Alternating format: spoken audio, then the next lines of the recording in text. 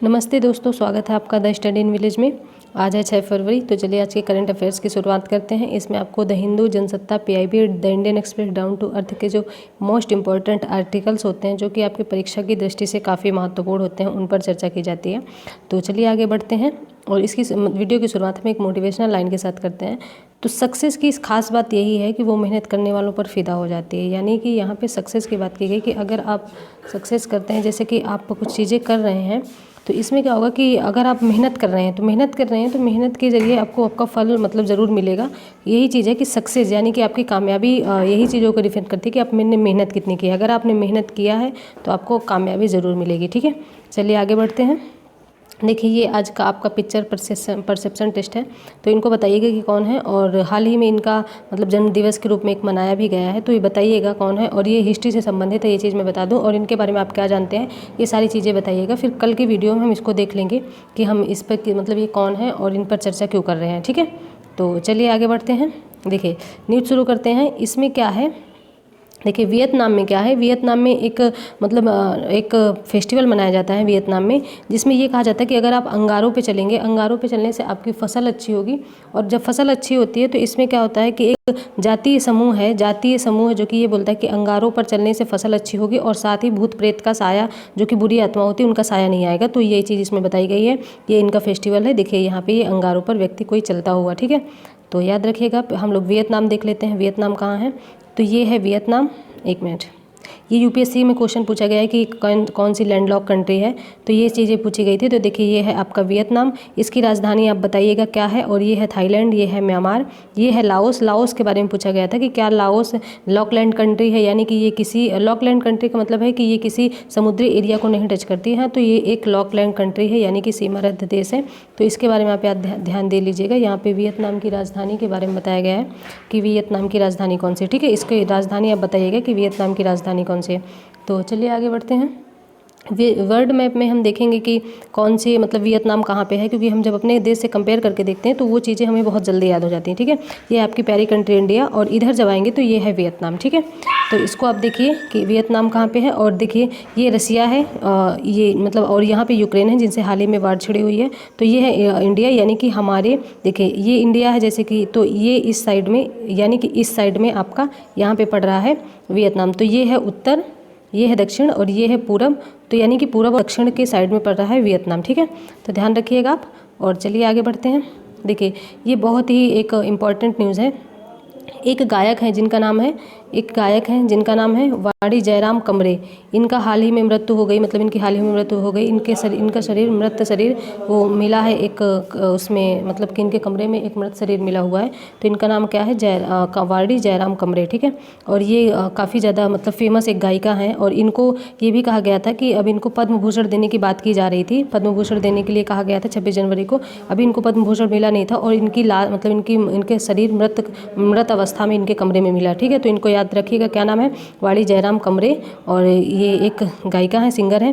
इन्होंने कई सारे मतलब भाषाओं में गाना गाया है। देखिए यहाँ पे दिया हुआ है, जैसे कि इन्होंने तमिल, मलयालम, हिंदी और तेलुगु, कन्नड़ समेत कई भाषाओं में गाना गाया है।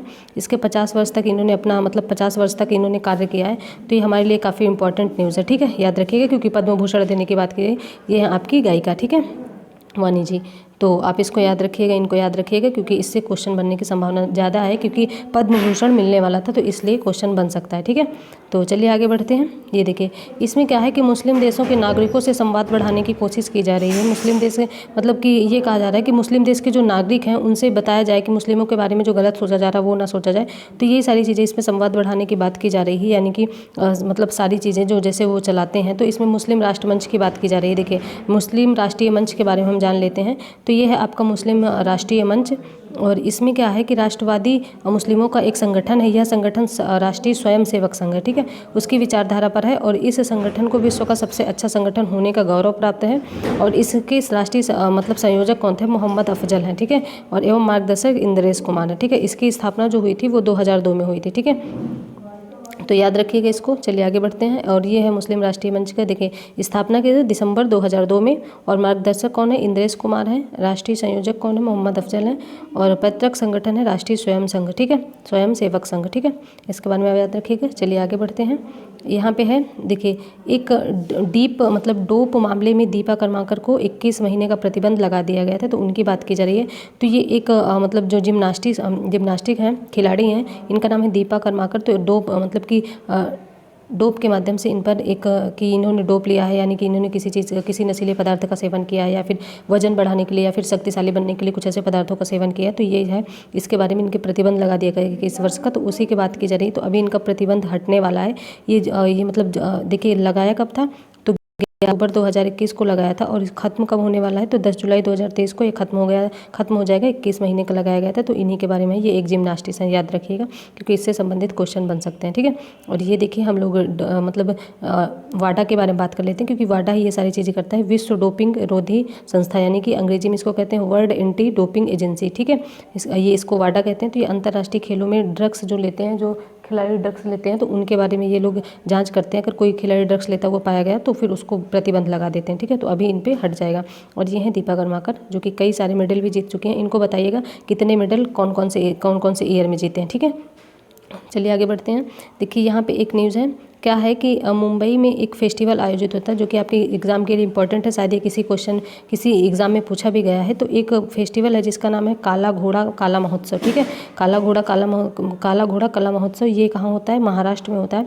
तो महाराष्ट्र में ये चीज़ें होती हैं। तो महाराष्ट्र में तो ये कौन सा फेस्टिवल है? काला घोड़ा काला महोत्सव, ये चीज़ याद रखिएगा। वहीं पे एक चित्र दिखाया गया है, तो इसी के बारे में बताया गया। आप ये याद रखिएगा कि काला घोड़ा काला महोत्सव फेस्टिवल कहाँ होता है? तो महाराष्ट्र में होता है, ठीक है। अब हमारे लिए महाराष्ट्र इंपॉर्टेंट हो जाता है। हम लोग महाराष्ट्र देख लेते हैं कहाँ है। तो ये है महाराष्ट्र, ठीक है। और अगर हम इसको इंडिया से कंपेयर करेंगे तो यहाँ पे देखिए जूम करके देखना पड़ेगा।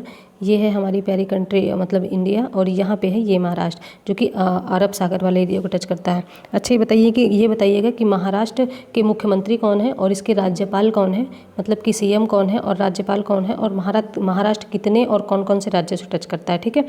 तो आई होप आपको ये चीज़ें क्लियर हो गई होंगी। चलिए आगे बढ़ते हैं।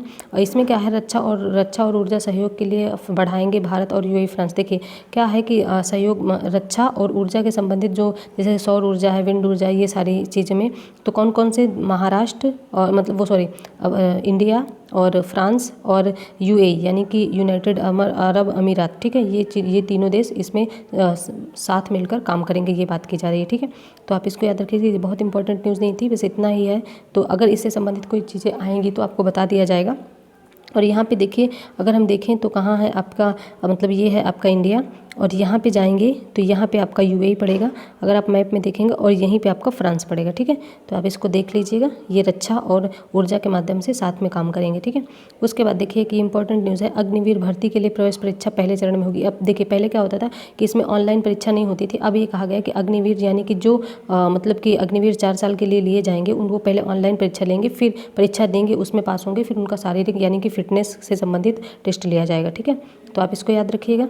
और यहाँ पे है अमेरिकी आसमान पर। देखिए क्या हुआ है कि अमेरिका के ऊपर, मतलब अमेरिका जो देश है उसके ऊपर चीन का एक गुब्बारा आया है। ये बताया जा रहा है, अमेरिका के द्वारा ये बोला जा रहा है कि ये जासूसी गुब्बारा है, जो कि जासूस करने के लिए आया है, और चीन के द्वारा बोला जा रहा है कि ये गलती से वहाँ पहुँच गया है। तो ये चीन की बहुत मतलब ख़राब नीति है। ये सारी चीज़ें मतलब वो जासूसी उसके बारे में पता लगाने के लिए, यानी कि अमेरिका के बारे में पता लगाने के लिए सारा चीज़ ये यहाँ वहाँ से मतलब जो भी भेज रहा है। तो इसके लिए अभी कोई आर्टिकल आएगा तो उसमें हम बेहतर से कवर करेंगे। यहाँ पे देखिए हम जानेंगे कि ये है हमारा इंडिया, और ये है चाइना, और यहीं पे है आपका यूएसए। तो सोचिए यहाँ से कैसे दिशा भटक के यहाँ पहुँच जाएगा। तो इस वाले एरिया में मतलब उड़ता हुआ नज़र आया, उसको यूएसए ने देख लिया। तो दोनों में अभी देखिए क्या होता है, कैसे रिलेशन होते हैं, कुछ आगे आएगा तो आपको बताया जाएगा, ठीक है। तो चलिए आगे बढ़ते हैं। इच्छा मृत्यु, देखिए क्या है कि इसमें हमारे संविधान में ये है कि अगर कोई व्यक्ति इतना मतलब उसको इतनी बीमारी लगी, वैसे तो आत्महत्या एक अपराध है, ठीक है, लेकिन अगर मतलब आत्महत्या जो है वो एक अपराध है, लेकिन अगर आप ये चीज़ें कर रहे हैं कि जैसे कि कुछ चीज़ें करना है आपको, अपराध है, आत्महत्या अपराध है, लेकिन आपको ऐसी बीमारी लग गई कि आप ठीक नहीं हो सकते और आपको बहुत ज़्यादा पीड़ा हो रही है उस बीमारी से, तो आप इच्छा मृत्यु ले सकते हैं। लेकिन इसके लिए क्या है कि बहुत सारे प्रोसीजर फॉलो करने थे, डॉक्टरों से पूछना पड़ता था, एक डॉक्टरों की टीम बैठती थी, फिर किसी एक व्यक्ति से मतलब उनके परिवार से, ताकि कि उस व्यक्ति की हत्या तो नहीं की जा रही।